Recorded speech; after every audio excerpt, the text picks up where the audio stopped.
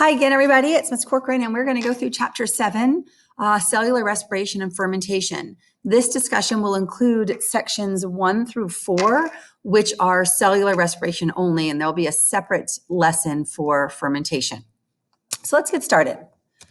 Life is work. We talked about, during the cells unit, all the different types of work cells perform. There's mechanical work, there's biochemical work, and there's transport work. So all of that requires ATP or energy. And we remember that ATP is used by hydrolyzing that terminal phosphate and phosphorylating a molecule to change its shape. That's what the phosphate is actually used for. So life is work. Heterotrophs consume their energy by eating other molecules. And those molecules were made during photosynthesis, where light energy was converted into cellular energy so that we could build those biomolecules, most notably glucose. Cells use the chemical energy stored in organic molecules, so whether it's glucose or whether it's starch or even cellulose, and if you're the type of organism that can break down cellulose, then you can utilize that energy. But cells, generally speaking, and this will blow your mind, so I hope you're sitting down, need 10 million ATP per second per cell. I'm going to say that one more time. Cells need 10 million ATP per second in every cell. That's not an exercising cell. That is a cell doing its cellular activities. 10 million ATP per second per cell. That's going to power our cellular work, which, ladies and gentlemen, really makes it super clear. If you cannot generate ATP every second of every day, then you will cease to exist. We can store energy sources in our body. So yeah, we don't really have to eat every day. We can go a couple weeks before it becomes a huge issue. But the other reactant that we need is oxygen. And if we don't have oxygen, because we don't store oxygen anywhere, we don't have a store of oxygen. We have a store of energy. Some of us have more than others, but we store energy. We don't store oxygen. So we need a continuous supply of oxygen, which is why if you do not have that, ladies and gentlemen, you cannot make the ATP, your cells cannot function, and you no longer live. Okay, so section 1, catabolic pathways yield energy by oxidizing organic fuels. Do you remember oxidizing means losing electrons? Reducing means gaining electrons and other stuff like hydrogen and other stuff. So we're going to basically be ripping off as many electrons as we can from that glucose molecule. And then we're going to run those electrons through the ETC. When the electrons go wee, they're pushing hydrogen ions across a membrane, which then flow back down through ATP synthase, which turns the wheel, and ta-da, we are making a ton of ATP. So later at the end of the chapter, we'll talk about fermentation, but let's talk about aerobic respiration. This is going to consume an organic molecule and oxygen. We need 2 of those reactants, and it's going to yield ATP. Generally speaking, cellular respiration includes both aerobic and anaerobic processes, but it's just often occurred to as aerobic respiration. Also at the end of the chapter, we're going to talk about how other molecules besides glucose can actually be used and consumed as fuel and generate ATP. We're not going to need to know the chemistry of it, but you're going to understand that it's just not glucose, because people who never ever eat another carbohydrate in their life are still going to survive and be highly functioning individuals. All right, let's take a look at the equation of respiration. We've got glucose here, and again, we're just using glucose as a model representative of the of the biomolecule that can run through the mitochondria. But we can, once again, utilize fats and proteins to create ATP. So in this model, we've got glucose. We are going to rip off as many electrons as we can. And in the process, we're going to take some hydrogens as well. We're going to oxidize the heck out of it until it becomes nothing more than carbon dioxide. We are ripping stuff off. We're oxidizing.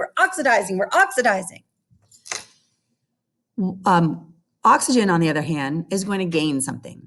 It's going to gain electrons, and it's going to gain hydrogen, and it's going to become water, which I think is actually one of the most remarkable things, because think back to photosynthesis.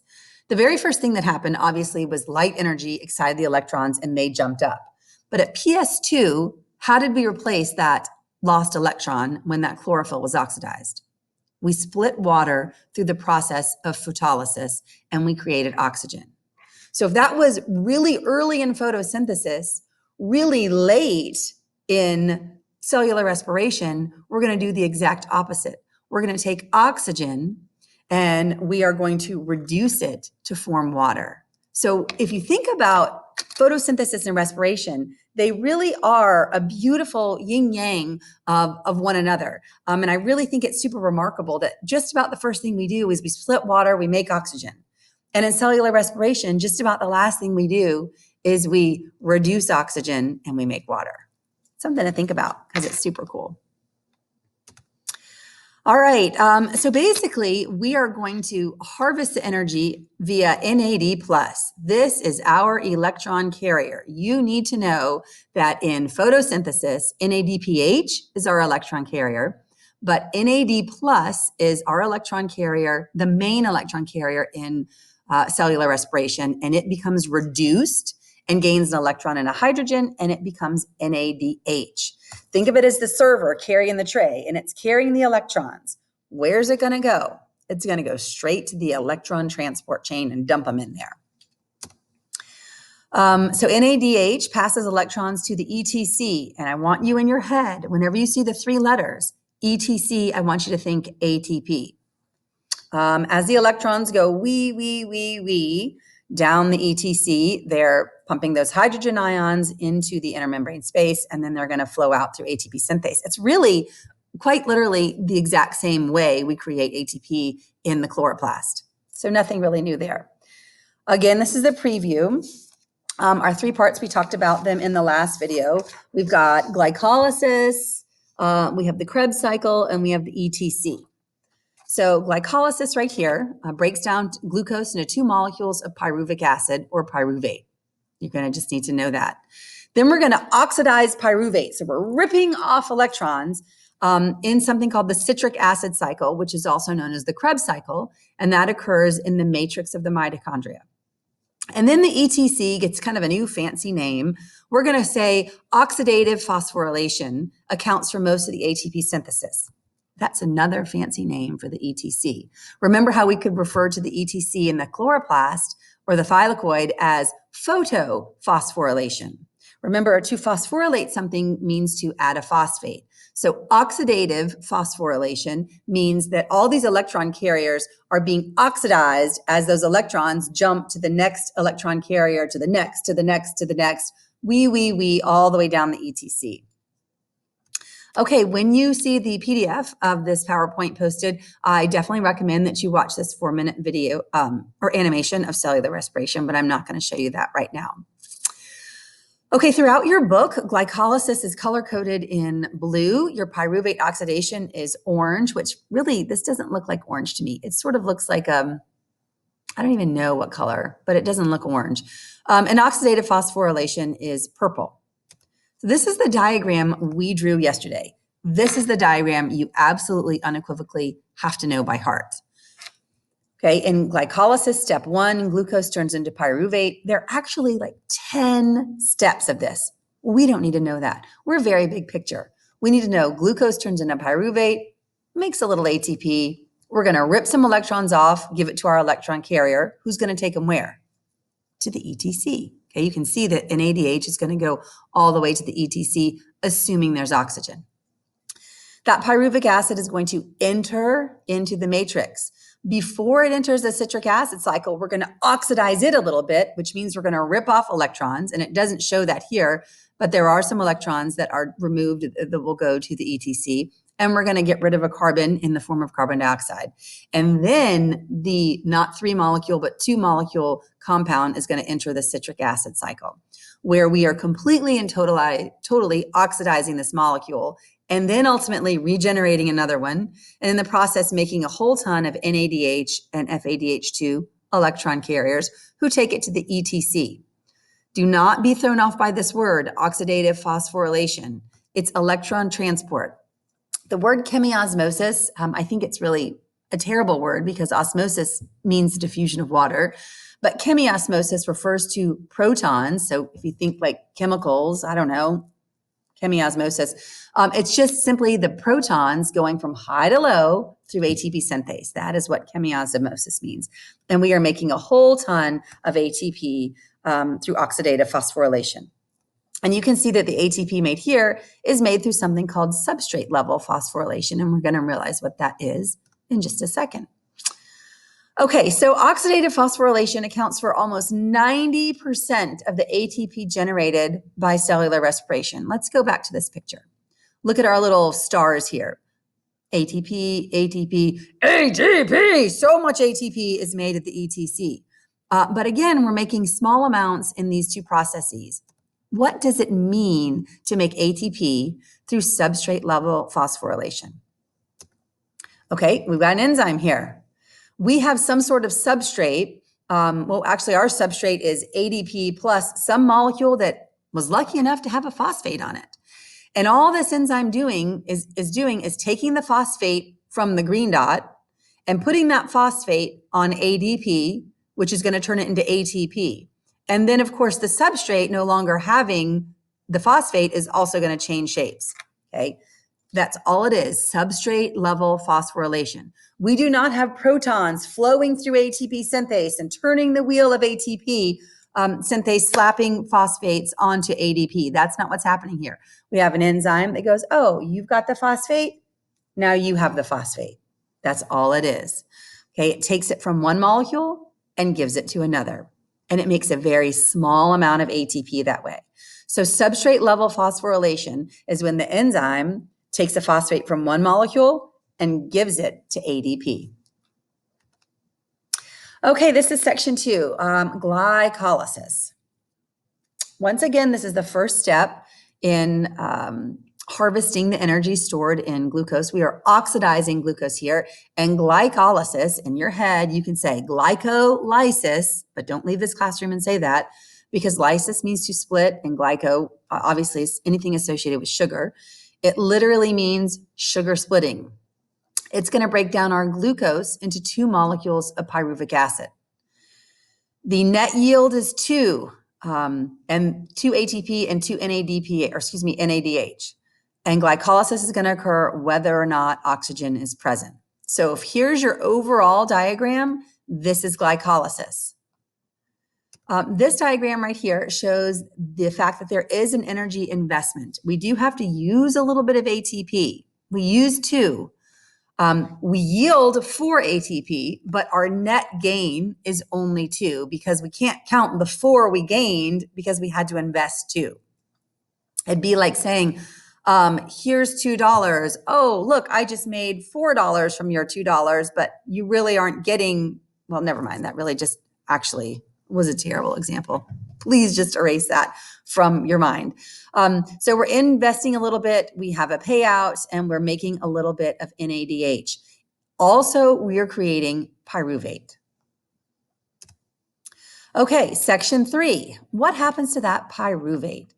That pyruvate acid or pyruvate is 3 carbons, and it is going to enter into the Krebs cycle only after it has been oxidized. So let's take a look at this next diagram. It's got a couple stars on it. I like the way the carbons are represented by the gray dots. So we have pyruvic acid, 2 3-carbon molecules, because glucose is 6 carbon. If we are chopping it in half, we're going to have 2 3-carbon molecules. That's called pyruvic acid or pyruvate. They are going to enter into the mitochondria.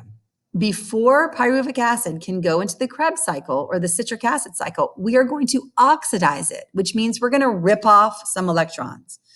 We're also going to lose 1 carbon. I want you to breathe out some carbon dioxide right now. Take an exhalation. Okay. Some of the carbon you just breathed out was made during the oxidation of pyruvic acid. That's kind of cool to be able to say exactly where it came from. Just like it's kind of cool to say the oxygen I just breathed in was made at photosystem 2 in the thylakoid membrane by splitting of water during photolysis. That's also cool. So we have 3-carbon molecule pyruvic acid. We lose a carbon It's exhaled out as CO2. So now we're down to a 2-carbon molecule. We're going to oxidize that a little bit, give NAD+. We're going to reduce that and make it NADH. Okay. Now we're left with this molecule called acetyl-CoA because we also put some coenzyme A on it. So acetyl-CoA is a 2-carbon molecule that is going to enter the Krebs cycle. Once again, let's go through that. 6-carbon glucose. Glycolysis splits it in 2. Now we have 2 3-carbon molecules of pyruvate acid. They enter the matrix of the mitochondria.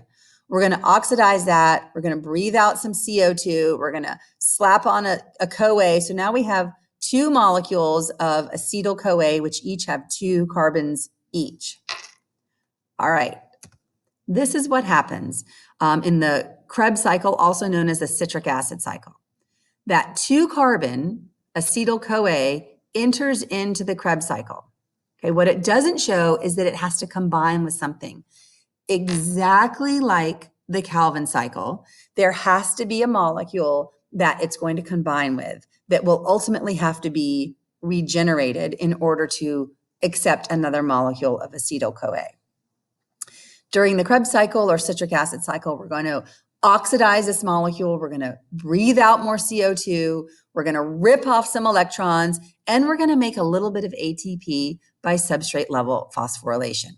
You are not responsible for knowing the number of NADH that is made or how much FADH2 is made. I would like you to know the number of carbon dioxides that are made because it sort of makes sense conceptually.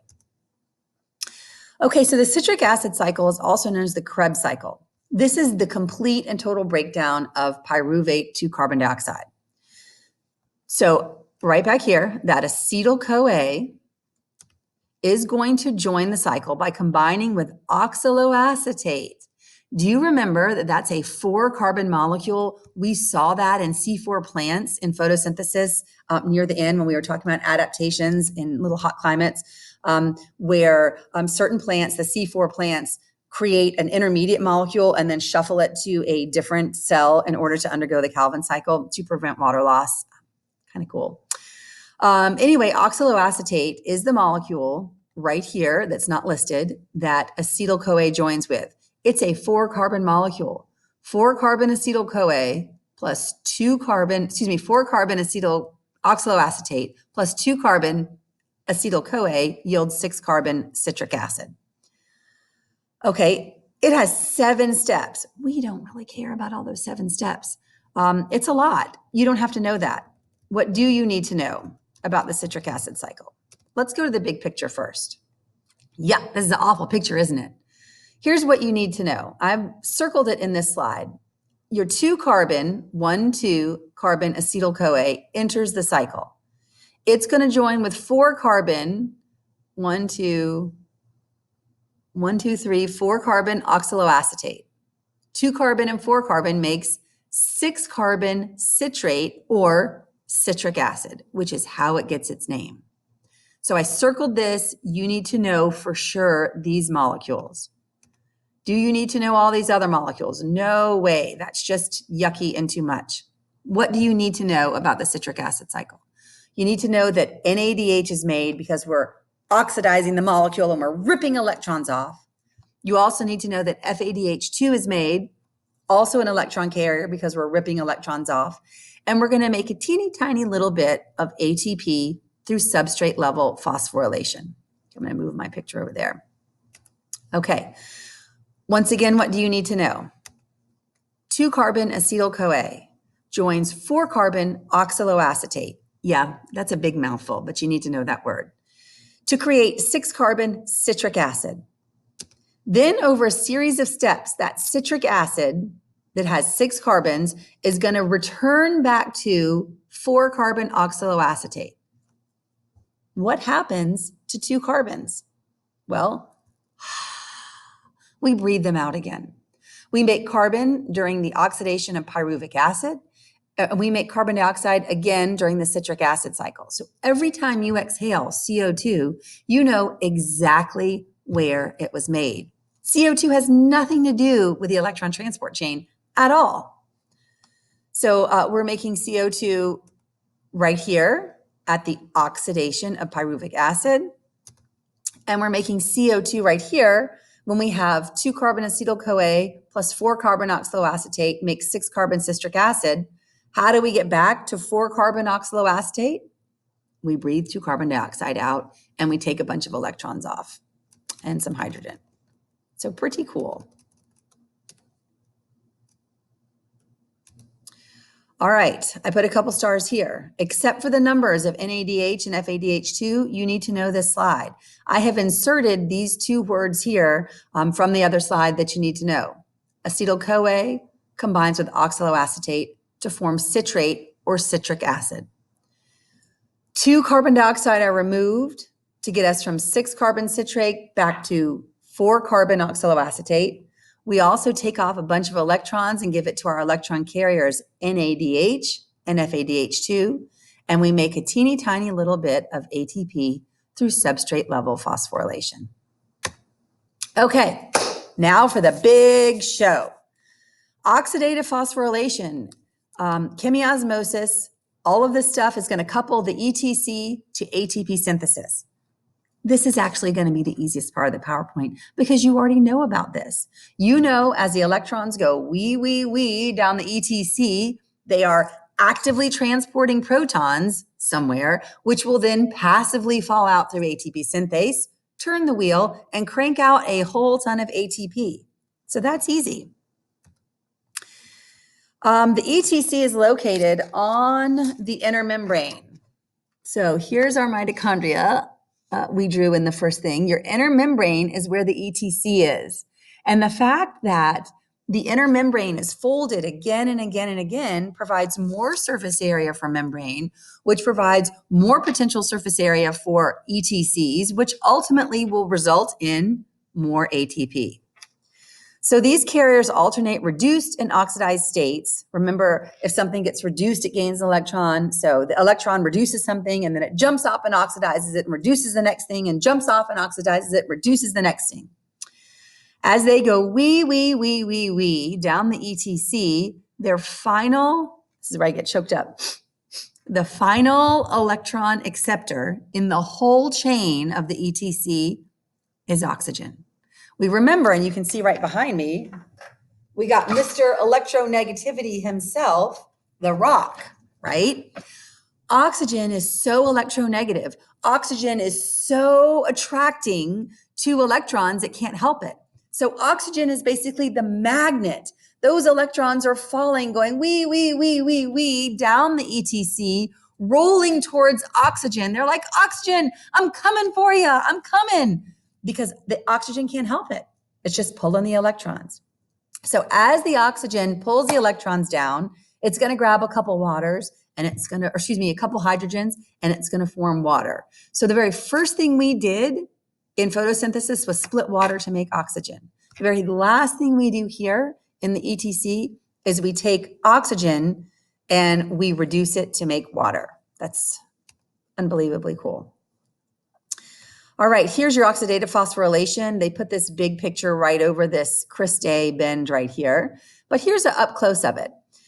Please notice the difference in colors, okay? The dark orange is the inner membrane space.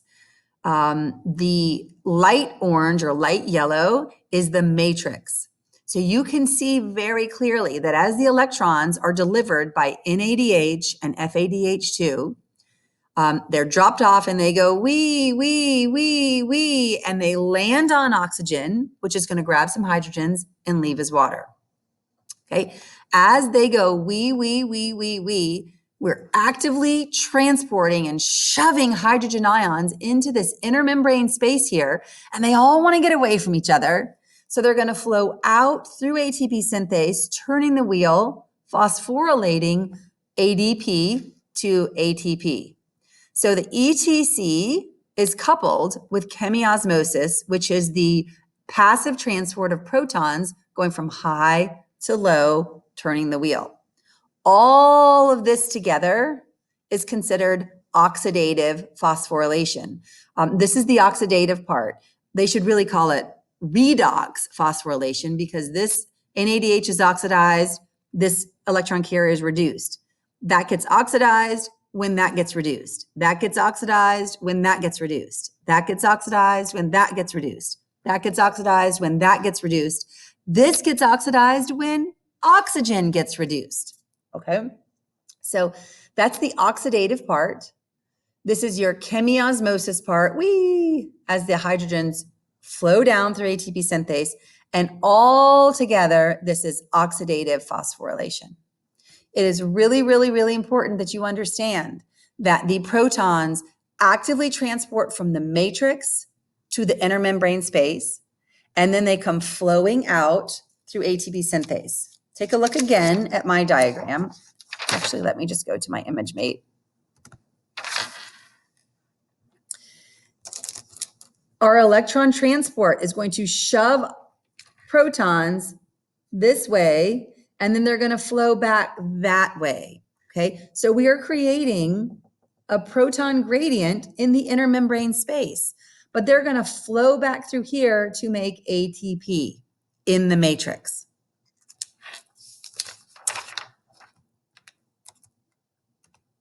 Okay, here's an up close of your ETC. Do you need to know all the names of the cytochrome complex? No way. You need to know that this is the ETC, that NADH is going to bring an electron here, and NADH is going to be oxidized at the ETC.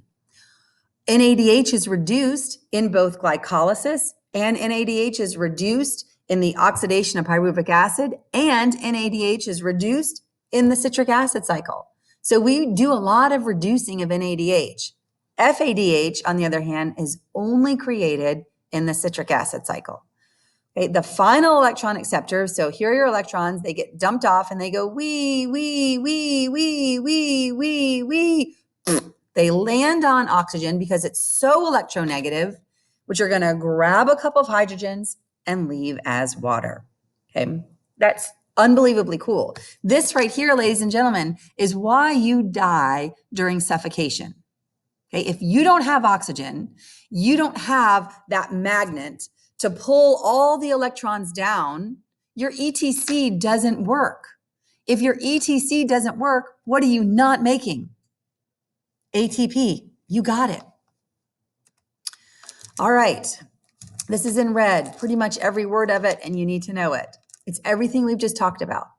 The ETC transfers electrons, and it pumps hydrogens from the matrix to the inner membrane space. Okay, that's what we just said right here. From the matrix into the dotted inner membrane space.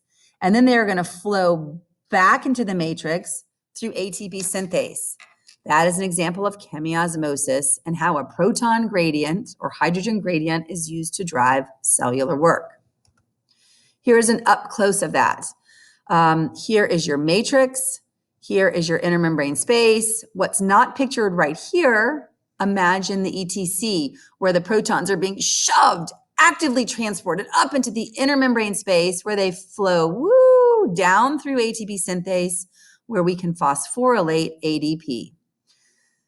Once again, you must know the direction the ions are pumped to and the direction through which they fall. As a reminder, in photosynthesis, they are going from the stroma, they are being pumped into the thylakoid space, and then they flow out from the thylakoid space back to the stroma. All righty, so let's talk about the flow of energy. We'll take our representative molecule glucose. Energy is going to be ripped off glucose in a series of steps through glycolysis, the oxidation of pyruvate in the citric acid cycle. And we're going to give it to our main electron carrier, NADH. Who's going to carry the electrons to the ETC? Who then will create a proton motive force, which is chemiosmosis, which is hydrogen ions flowing through ATP synthase, which ultimately creates ATP. Okay. Most of the ATP generated during cellular respiration is made during the ETC. All right, once again, I don't like, oh, it does, perfect. This one shows everything. So I really like this diagram right here. This is pretty much all you need to know, except it doesn't include oxaloacetate, It does include acetyl-CoA, and it doesn't include citric acid, but it's called the citric acid cycle, so hopefully you know that. If you can draw this diagram from heart, you are golden. Glucose during glycolysis yields pyruvic acid. We also oxidize it, and we reduce NAD plus to NADH. We make a little bit of ATP through substrate level phosphorylation. That pyruvic acid then enters the mitochondria. It's going to be oxidized. We're going to get rid of some CO2. We're going to create some NADH by reducing NAD plus, and we're going to create acetyl-CoA through the oxidation of pyruvic acid. It is the acetyl-CoA that enters the citric acid cycle. 2-carbon acetyl-CoA combines with 4-carbon oxaloacetate to make 6-carbon citrate. We're going to oxidize the heck out of that molecule by creating a bunch of electron carriers. We're going to give NAD plus and FAD some electrons and create NADH and FADH2. In the meantime, we're going to breathe out 2 carbon dioxides, and we're going to create some ATP by substrate level phosphorylation. But look what we've done here. All of this oxidation has created a whole ton of electron carriers, and their one and only destination is what? The ETC, which we're going to refer to as oxidative phosphorylation. If and only if, what molecule is present? Oxygen. Oxygen is the on switch for the ETC. Oxygen is the magnet that is going to pull all the electrons down the ETC. If oxygen is not present, the ETC doesn't run. If the ETC doesn't run, none of this other stuff happens either. And the only thing we're going to get if oxygen is not present is 2 ATP from glycolysis. And that's really going to be the subject of the next discussion, which is fermentation. But if you have any questions, please let me know.